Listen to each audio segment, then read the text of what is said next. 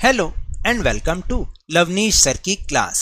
आज की ये शिक्षा निदेशालय राष्ट्रीय राजधानी क्षेत्र दिल्ली की वर्कशीट नंबर 6 जो कि कक्षा 8वीं के विद्यार्थियों के लिए है, यह ली गई है गणित विषय से।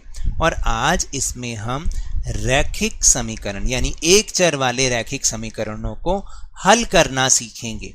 आपको याद है ना, पिछली वर्कशीट में हमने रैखिक समीकरण यानी एक चर वाले जो रैखिक समीकरण है उनके बारे में कुछ परिचय किया था, उनको थोड़ा बहुत समझा था।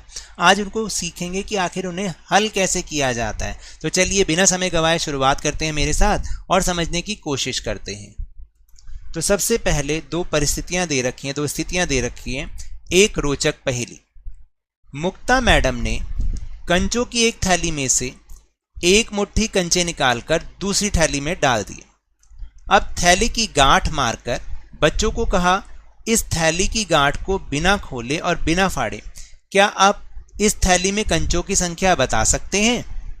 यानी देखो, मुक्ता मैडम जो थी उन्होंने कंचों की थैली में से कुछ कंचे निकाल और दूसरी थैली में डाल दिए और उस पर गांठ लगा दी और बच्चों से बोला इसको खोलना नहीं है ना इसको फाड़ना है, आप बताओ अब इसमें कितने कंचे हैं। तो अब फातिमा जो थी उसने क्या उत्तर दिया, एक लड़की थी फातिमा, उसने क्या उत्तर दिया।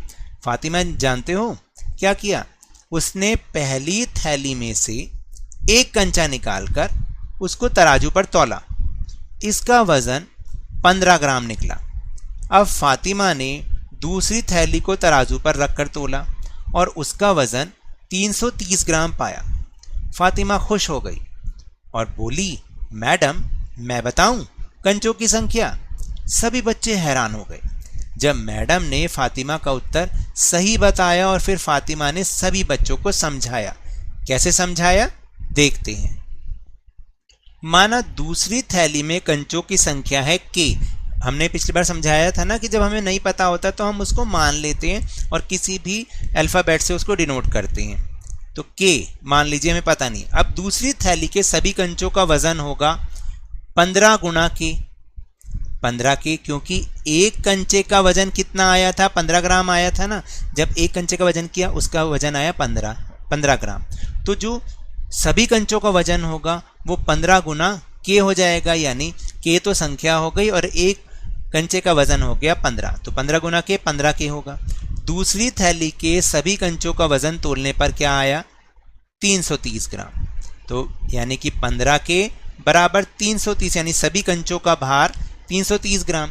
तो दोनों पक्षों को 15 से भाग देने पर क्या हुआ, जब हमने दोनों पक्षों को 15 से ही भाग दे दिया तो 15 के बटा 15 और 330 बटे 15, तो यहाँ तो रह गया के। और जब 15 को 330 से भाग किया इस तरीके से, ऐसे करते हो ना भाग, 15 दूनी 30, 3 बचे, ऊपर से उतारा 0, 15 दूनी 30, ऐसे करते हैं भाग, बिल्कुल। तो k की वैल्यू हमारी आ गई 22। तो है ना मजेदार पहेली। और हमें यह पता चल गया कि दूसरी थैली में 22 कंचे थे। अब आपको पता चला कि हम कैसे हल कर रहे हैं। तो चलिए अब हम आगे भी और देखते हैं कि हमने देखा कि तराजू समता का प्रतीक है। समीकरण को बराबर रखने के लिए हम दोनों पक्षों में से एक समान राशि को जोड़ते हैं या घटाते हैं या गुणा करते हैं या भाग करते हैं, ताकि दोनों पक्ष आपस में सदैव बराबर रहें।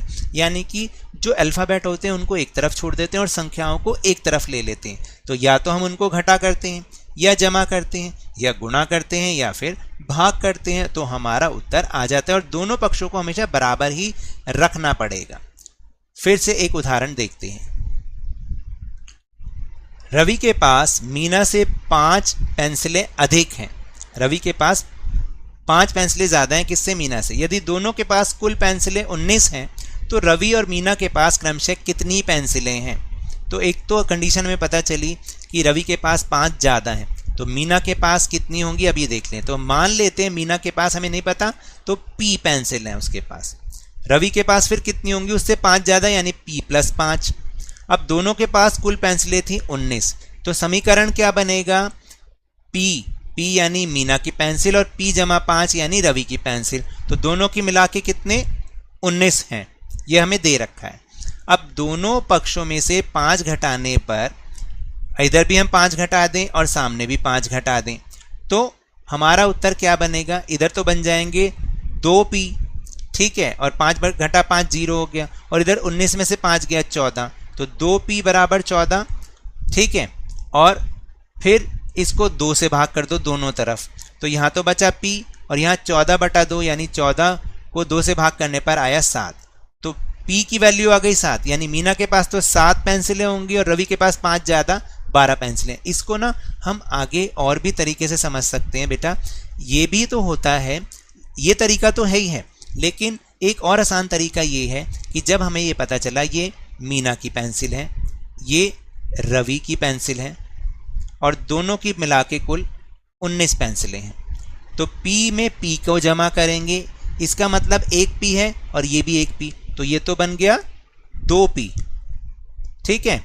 अब p वाली संख्या एक तरफ रहेगी और 5 जो है वो सामने चला जाएगा। जब भी कोई संख्या अपना पक्ष बदलती है, यानी वो दाईं तरफ जाएगी या बाईं तरफ आएगी, तो उसके साइन बदल जाते हैं, तो जो जमा की चीज़ होती है वो घटा में बदल जाती है, तो यहाँ हो जाएगा 19 घटा 5, और 2p बराबर 19 घटा 5 14, और p की वैल्यू क्या आ जाएगी, p की वैल्यू आ जाएगी 14/2, इसका मतलब 7, ठीक है। इस तरीके से भी हम इसे कर सकते हैं।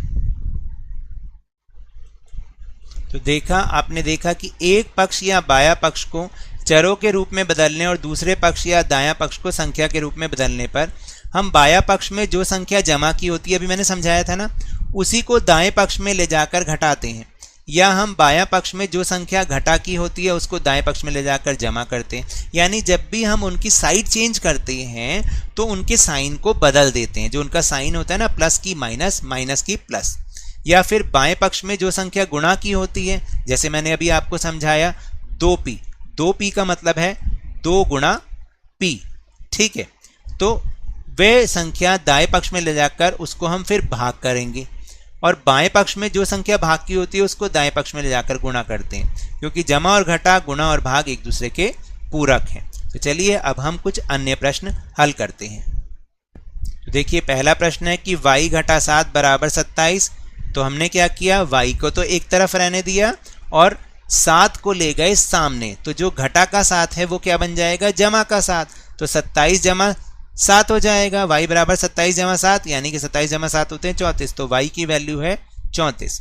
फिर यहाँ पर देखोगे आप, यहाँ है 7/2l और बराबर 2/7, तो जब हम l की वैल्यू निकालेंगे ना बच्चे, तो क्या होगा, ये जो 7/2 है ये भाग का है, सामने जाकर ये गुणा का बन जाएगा, और ये उल्टा हो जाएगा, ये हो जाएगा 2/7, क्या हो जाएगा 2/7, और ये भी 2/7 है, और बीच में इनके आ जाएगा गुणा का चिन्ह, जो कि मैंने यहाँ पर इस तरह से हम लगा सकते हैं, ठीक है। 2/7 2/7, तो कितना हो गया 4/49, यानी l की वैल्यू आ गई 4/49। इसके बाद है 9u प्लस 2/7u बराबर 4।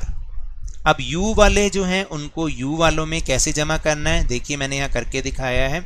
सबसे पहले आपको इनका एलसीएम लेना है, एलसीएम तो हमने लेना सीख लिया है ना, जिसके नीचे कुछ नहीं होता उसके नीचे हम 1 लगा सकते हैं, तो 7 और 1 का एलसीएम आता है 7। अब 1 7 7, तो 7 जो आया उसको 9 से गुणा कर दो, 63u बन जाएगा, और 7 को 7 से किया 1 आया, तो 1 को जब 2 से गुणा करेंगे तो 2 ही रहेगा, 2u, तो ये बन गया 63u जमा 2u/7 बन गया 65u/7, और सामने तो 4 है ही। फिर जब हम u की वैल्यू निकालेंगे तो कैसे होगा, तो ये जो 7 है, जो कि भाग वाला 7 है, ये सामने जाके क्या हो जाएगा, गुणा हो जाएगा, तो 4 गुणा 7 बन जाएगा, बन गया 65u बराबर 28, और u की वैल्यू जब निकालनी होगी तो ये सामने जाके उसके नीचे बटे में चला जाएगा 28/65, तो ये इसकी वैल्यू आ जाएगी। इस तरीके से हमें करना है। तो ये तो थी आज की वर्कशीट। अगर मेरे इस तरह समझाने से अब आपको समझ में आने लगा है तो इस वीडियो और चैनल को लाइक कीजिए, शेयर कीजिए, सब्सक्राइब कीजिए और जल्दी से 50K यानी 50,000 तक पहुंचा दीजिए। लेकिन याद रखिएगा, घर से बाहर निकलते समय मास्क अवश्य लगाएं क्योंकि कोरोना अभी भी फैल रहा है, और अपनी बारी आने पर इसका टीकाकरण जरूर कराएं क्योंकि कोरोना को हराना है और ज़िंदगी को एक बार फिर से सुहाना बनाना है, और उसके बाद स्कूल भी तो जाना है। इसी उम्मीद के साथ बहुत बहुत